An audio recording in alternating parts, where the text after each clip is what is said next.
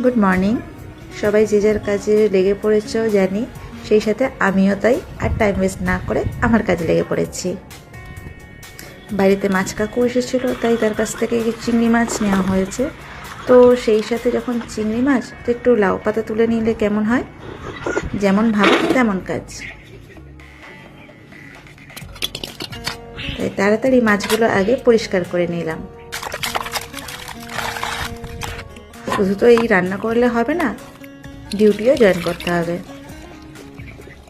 তাই যা পারলাম, যেটুকু পারলাম সব তাড়াতাড়ির মধ্যে জোগাড় করে নিয়েছি। পর একের পর এক জিনিসগুলো দিয়ে দিলাম, লাউ পাতা, চিংড়ি মাছ, কাঁচা লঙ্কা, রসুন, ব্যাস মিক্সারে গ্রাইন্ড করে নিলাম। এরপর কড়াতে সর্ষের তেল আর সামান্য কালো জিরে আর পুরো মিক্সচারটা দিয়ে দিলাম। ব্যাস রেডি চিংড়ি পাতা বাটা। টাটা।